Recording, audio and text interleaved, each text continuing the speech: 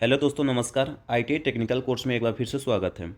दोस्तों, आईटीआई स्टूडेंटों के लिए एक सुनहरा अवसर आया हुआ है, जिसमें से मैं आपको बता देता हूं, जो बच्चे आईटीआई कंप्लीट किए हुए हैं उनके लिए अप्रेंटिसशिप के लिए एक वैकेंसी और ओपन हो गई है। मैं इस नोटिफिकेशन में कंप्लीट बात करूंगा कि आपको फॉर्म कैसे भरना है, फॉर्म भरने की लास्ट डेट कैसे है, आपका सिलेक्शन प्रोसेस कैसे होगा, एज लिमिट क्या रखी गई है, इसी सारी चीज़ों पर आपसे मैं बात करूंगा।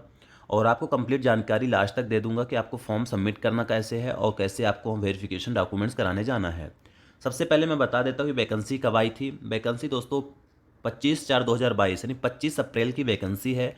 आज है 26 अप्रैल, यानी कल का ही नोटिफिकेशन है, ये जारी हुआ था जो लेटर है।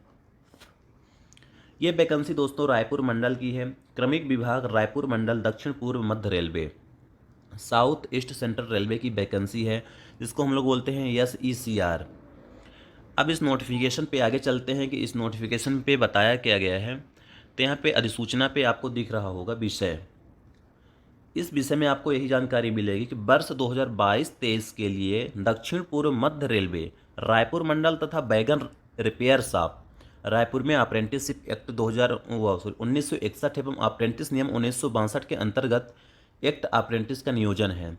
यानी आपको यहाँ पे दो जगह से वैकेंसी आई हुई है, एक रेलवे रायपुर से है, एक है बैगन एक एरिया है जहाँ पे वर्कशॉप पे आपको रखा जाएगा। तो दो जगह से, एक रेलवे से है रायपुर में है, एक वर्कशॉप पे रखा जाएगा जो है बैगन एरिया में है। दोनों छत्तीसगढ़ के ही एरिया है।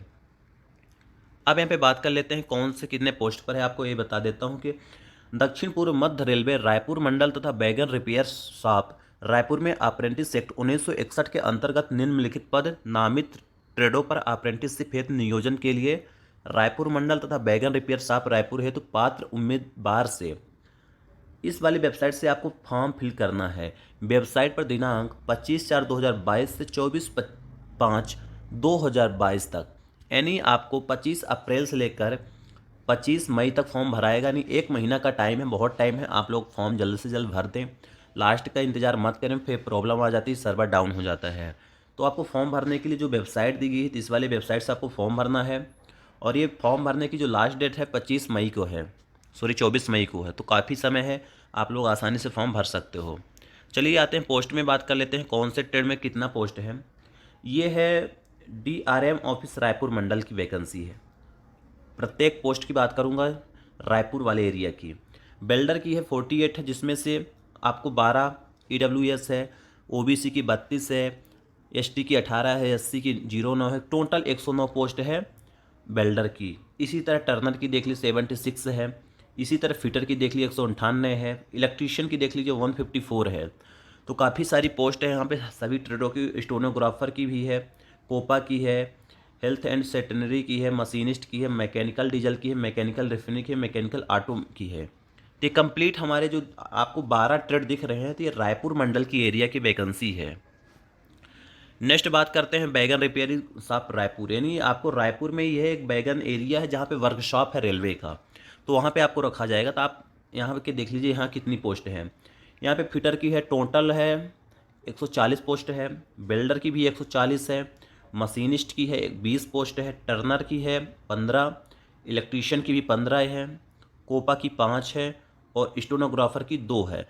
तो यहाँ थोड़ा रायपुर की अपेक्षा जो रेल मंडल है, तो उसकी अपेक्षा यहाँ पे थोड़ा पोस्टों की संख्या कम है और ट्रेड की संख्या भी कम है। तो ये थी दो जगह की वैकेंसी। टोटल इसमें भी 135 है अन्य जाति की। टोटल इसमें से कुल बोला जाए तो यहाँ पे 337 दिखा रहा है। अब आते हैं योग्यता क्या है, आप क्वालिफिकेशन क्या रखा गया फॉर्म भरने की। शैक्षणिक योग्यता ये है कि अभ्यर्थी को 10th+12 10th हो या 12th में 10वीं के तहत आपको कम से कम 50 मार्क्स होना अनिवार्य, तभी आप फॉर्म भर सकते हो। फिर उसके बाद दूसरा नंबर यह है कि अभ्यर्थी को किसी भी मान्यता प्राप्त संस्था से संबंधित ट्रेड में ITI की परीक्षा उत्तीर्ण होना चाहिए। आपकी ITI कंप्लीट होना अनिवार्य है। NCBT हो या SCBT हो, जो भी ट्रेड वो हो। और आपके अलग अलग ट्रेड हैं, तो जिस ट्रेड से आप लोग ITI किए हो, तो आप उस ट्रेड से कंप्लीट होना चाहिए आपकी ITI, तभी आप फॉर्म सबमिट कर सकते हो। एज की बात कर लेते हैं दोस्तों। तो यहाँ पे एज लिखा गया है कि अभ्यर्थी की आयु दिनांक 1/7/2022 को 15 वर्ष से कम और 24 वर्ष से ज़्यादा यानी आपकी उम्र यदि कम से कम 15 वर्ष है और ज़्यादा से ज़्यादा 24 साल है तो आप लोग इस वाले वैकेंसी में फॉर्म भर सकते हो आसानी से, कोई दिक्कत नहीं है। यदि कैटेगरी के आते हो तो आपको S T S C O B C के, तो आपको हर एक कैटेगरी के 5 साल 3 साल छूट भी दिया है, तो आप लोग इसको देख लेना कि ओ बी सी के लिए कितना छूट है और एस टी के लिए और एस सी के लिए, तो ये आपको छूट भी मिल रहा है, गवर्नमेंट जो आपको छूट देती है। अब यहाँ पे देख लिया जाता है कि अप्रेंटिस जो प्रशिक्षण है की अवधि क्या रहेगी, आपको ट्रेनिंग कितने दिया जाएगा। तो यहाँ पे ये लिखा है कि चयनित अभ्यर्थी प्रशिक्षु के रूप में नियोजित किए जाएंगे तथा उन्हें केवल एक वर्ष की अवधि के लिए प्रशिक्षण अप्रेंटिसशिप ट्रेनिंग के लिए भेजा जाएगा। आप लोगों को सिर्फ 1 साल की यहाँ पे अप्रेंटिसशिप ट्रेनिंग के रूप में रखा जाएगा, जो कि छत्तीसगढ़ सरकार द्वारा वहाँ पे आपका चलता है पूरा, और वहाँ पे पूरी ट्रेनिंग लेने के बाद आपको प्रशिक्षण समाप्त हो जाएगा, यानी आपको वहाँ से भेज दिया जाएगा।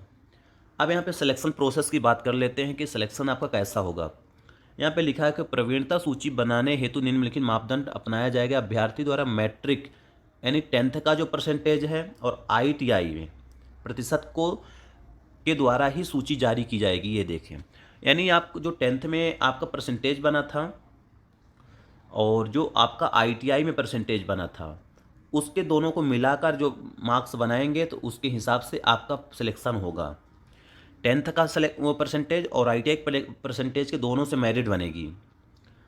संविदा में दे लिखते हैं, चयनित उम्मीदवार को अनुबंध देना होगा कि यदि वह नाबालिग है तो उन्हें अभिभावक को नियोक्ता द्वारा जारी शिक्षा की, ये तो चलो ठीक है, किसी के पास नहीं रहता। अब यहाँ रोजगार के स्वीकृति का प्रस्ताव 7वां नंबर कॉलम है। प्रशिक्षण समाप्ति के पश्चात किसी भी प्रशिक्षु को किसी भी रोजगार को प्रस्ताव के लिए नियोक्ता बाध्य नहीं होगा और न ही प्रशिक्षु नियोक्ता द्वारा प्रस्तावित किसी भी रोजगार को स्वीकार करने के लिए बाध्य होगा।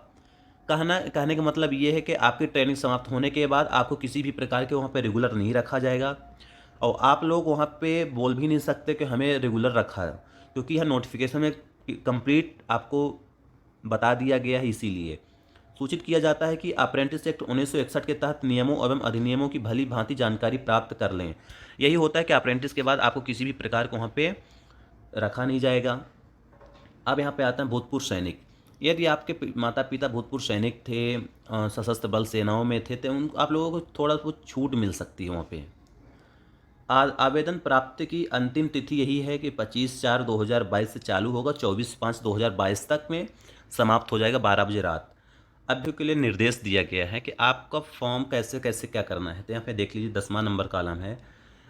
यदि अभ्यर्थी केवल इसी वेबसाइट के माध्यम से फॉर्म भरेगा तभी उसका फॉर्म सबमिट माना जाएगा और सही माना जाएगा। तो आप लोगों को फॉर्म इसी वाली वेबसाइट के माध्यम से भरना है। यदि आप ST SC OBC के हैं, कैटेगरी के हैं, तो आप ST SC OBC के जाति प्रमाण पत्र आपको पोर्टल पर अपलोड करना पड़ेगा। किसी भी प्रकार के पैरवी दबाव डालने पर अभ्यर्थी को अयोग्य घोषित कर दिया जाएगा, मतलब आपको नॉट क्वालिफाई कर दिया जाएगा यदि आप बोलते हो कि हमारा सिलेक्शन कर लीजिए हमारे पैसे के द्वारा या किसी भी जुगाड़ के द्वारा। तो आवेदक को प्रशिक्षण के रूप में किसी भी प्रकार का TA DA नहीं मिलेगा, यानी ये भी बोल रहा है कि आपको किसी भी प्रकार का किराया नहीं मिलेगा जब तक आपका कंप्लीट सिलेक्शन नहीं हो जाता तो। और नेक्स्ट है, अभ्यर्थी को सत्यापन के लिए अपेक्षित मूल प्रमाण पत्र प्रस्तुत करने में अक्षम हो तो किसी भी प्रकार की विसंगति देखी जाती है तो उम्मीदवार निरस्त कर दिया जाएगा।